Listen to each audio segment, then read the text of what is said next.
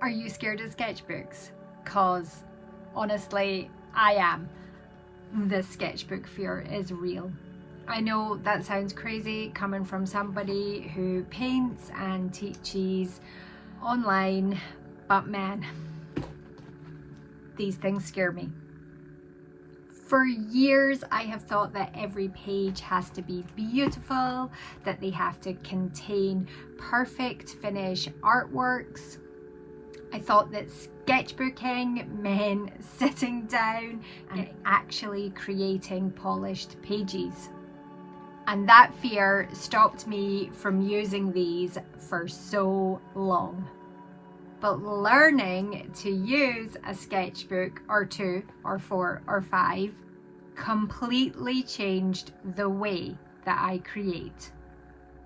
And later in this video, I want to show you both my most messy sketchbook and my most beautiful sketchbook, because I think they both taught me something really important about creativity. So get cozy, grab a cuppa, and let's talk about something magical. When I first started painting in my 40s, I actually did not start with a good sketchbook practice, and that is something that I really truly regret. Because my background before painting was textiles, costume design, wedding dresses, and all of those things mean you create a final product. So when I started painting, my brain instantly went to, you must create perfect painting. I didn't actually know how to create for the sake of creating. I didn't know how to creatively play. And I think a lot of adults struggle with this because somewhere along the way, creating stops becoming about play and becomes more about performing. We feel like we have to justify the time and the supplies that we've put into creating the piece.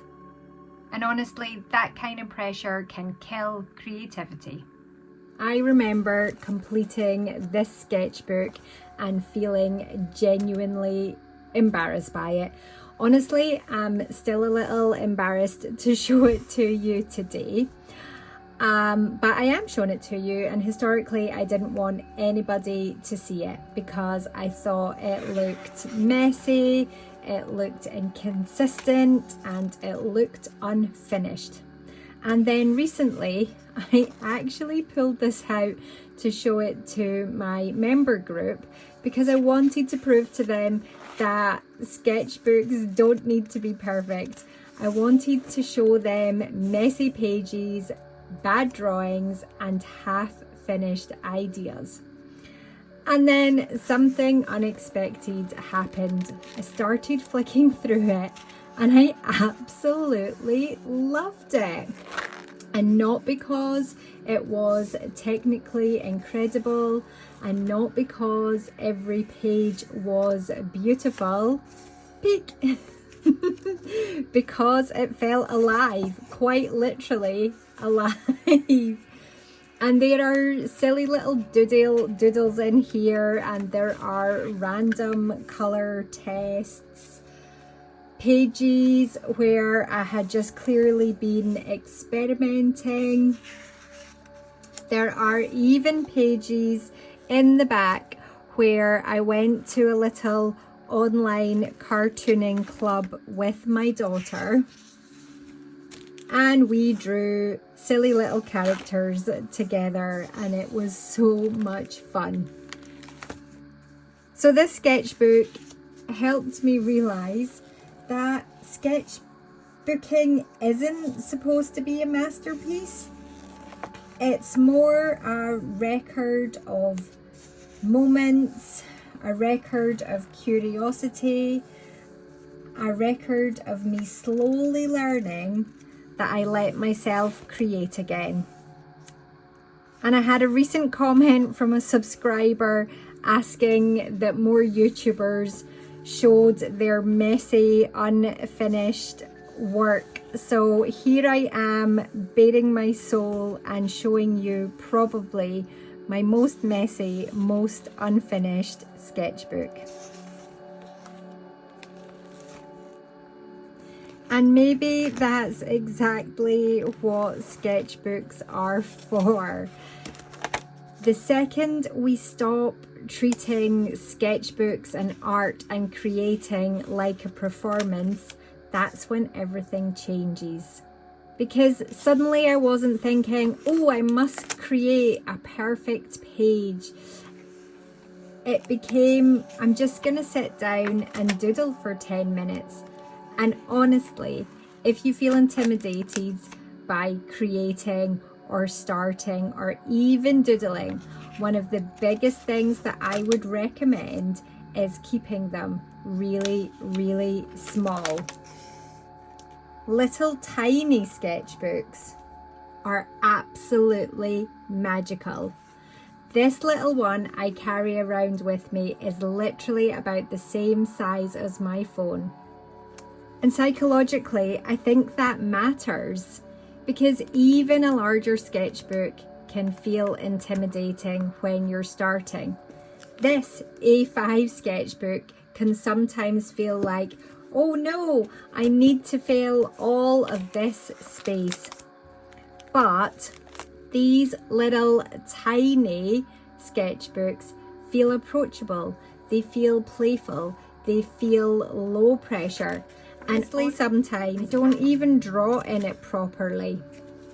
I use it for writing notes, making shopping lists, scribbling ideas, doodling my tiny mushrooms, or literally just making random marks while I'm waiting in the car. And I think it's really important to say that your sketchbook doesn't need to become your portfolio, proof that you're talented, or these beautiful aesthetic perfect pages. They can literally be a quiet little place where you spend 2 to 5 minutes instead of scrolling on your phone. That alone can completely change your life. I know it sounds overly dramatic, but it completely changed mine. I spend less time doom scrolling now. I notice more of the world around me. I feel calmer and I sleep better when I do some doodling before bed. And in general, I just feel creatively freer because I stopped creating this huge, big, serious event that I needed to have time for or give myself permission to do. And I let it just be moments in daily life. So some days creating for me is just spending 10 minutes doodling in the car while my daughter is at her piano lesson. And you know what? That counts as creativity too. I also think as adults we put huge pressure on ourselves to draw from imagination or create something that is completely original. You don't really have to do that. You can copy flowers, you can follow simple tutorials, you can draw circles, practice lines, or just experiment with marks on the paper. That all counts as creativity, and it still reconnects your hands and your imagination, and I think we underestimate just how healing that can be. And now I want to show you something else, because I also think that sometimes when we talk about messy sketchbooks and playful creativity, there is this idea that you're never allowed to intentionally make something that is beautiful. But honestly, you are allowed to do both. You are allowed to make messy sketchbooks, tiny doodles, notebooks full of nonsense, experiments, shopping lists, and weird unfinished ideas. But you're also allowed beautiful sketchbooks, carefully painted pages, intentional finished artworks, and collections that bring you joy. The difference is we are no longer creating from fear. And this sketchbook is probably the best example of that for me personally, because it's the one that is actually very polished and very intentional. It is filled with acrylic paintings from my workshops and my live classes within my membership. I tape the edges neatly, and the pages are all carefully laid out. And honestly, I actually love it. But the important difference is this: I'm not creating it this way because I feel pressured to prove to myself that I can do it. I created it this way because it genuinely brings me so much joy to sit and flip through a beautifully laid out sketchbook. But I don't think that I could have created this sketchbook until I first allowed myself to create the messy ones. The messy sketchbooks taught me freedom, and the freedom allowed me to intentionally create beautiful things without the fear. And something else that has really helped me with these little sketchbooks is keeping them physically close to me. So I think just keep it small, keep it simple, and keep it close. And something else that I've noticed, because I intentionally invited myself to start using this little sketchbook more as part of the filming for this video, in the last 2 to 3 weeks, I have naturally formed a habit where I now reach for this more often than my phone. Because as humans, doing something repeatedly for 2 to 3 weeks actually forms habits that stick. So if you can set yourself a tiny little goal where you say, I'm just gonna doodle for 2 minutes before bed, very quickly you'll realize you're doing it without even trying. And maybe the bigger thing that I've realized recently is that creativity hugely changes when you make it part of your everyday life, part of normal life. I used to treat it like this massive big event where I had to have enough time, have enough headspace, get out all my supplies and sit down ready to create. But the moment I allowed it just to seep into normality, into this busy adult world that we all survive in, that's when things started to shift. When I stopped separating it from life and just made it part of life. A few minutes in the morning with my coffee, waiting on the bus, on a lunch break, just doodling before you go to sleep. All these little moments added up into the creative practice that I didn't expect. And those tiny moments changed me more than some of the big finished pieces ever did, because creativity stopped feeling intimidating. It stopped feeling like something that I had to achieve. It became part of how I just moved through my day. And I think that's why my year of painting every single day changed me so much. And honestly, I am not pressuring people into trying to do that, but it just slowly taught me that creativity didn't need to be perfect to matter.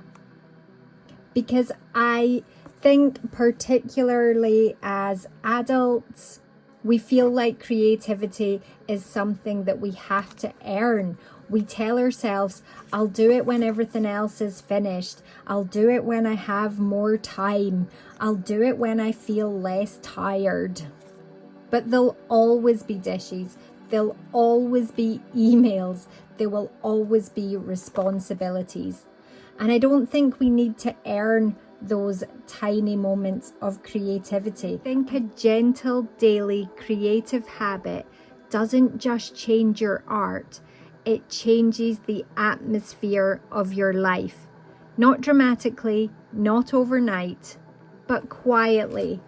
like lighting a tiny lantern every single day instead of waiting for one huge burst of inspiration. And I think that's why tiny sketchbooks and quiet little tiny moments of creativity matter so much, because it makes creating feel possible again, not something that needs to be achieved, not something that needs to be performative, not another thing that we need to succeed at. Just a small, quiet part of ordinary life. And yes, I still get scared over sketchbooks and creating and starting an art sometimes. Maybe that's just part of our creative journeys. But I think I understand something now that I didn't understand before. And that's that the journey is not about perfection, it's about permission. Permission to connect to your imagination, to connect to curiosity, to connect to play, and to connect to yourself again. So if you have been scared to start any form of creative art practice or sketchbooking, and you're worried that pages need to be perfect or looked polished or finished, then please know you are absolutely not alone. And messy sketchbooks can become some of the most meaningful things that we ever create, because they're honest, they're alive, and they hold tiny moments of our lives that might otherwise have disappeared. So maybe creativity doesn't need to become this big, huge, overwhelming thing. It can simply be a little sketchbook, a cup of tea, or a simple doodle before bed. Keep it small, keep it simple, and keep it close. Remember, just relax, play, create, and you will make something magical.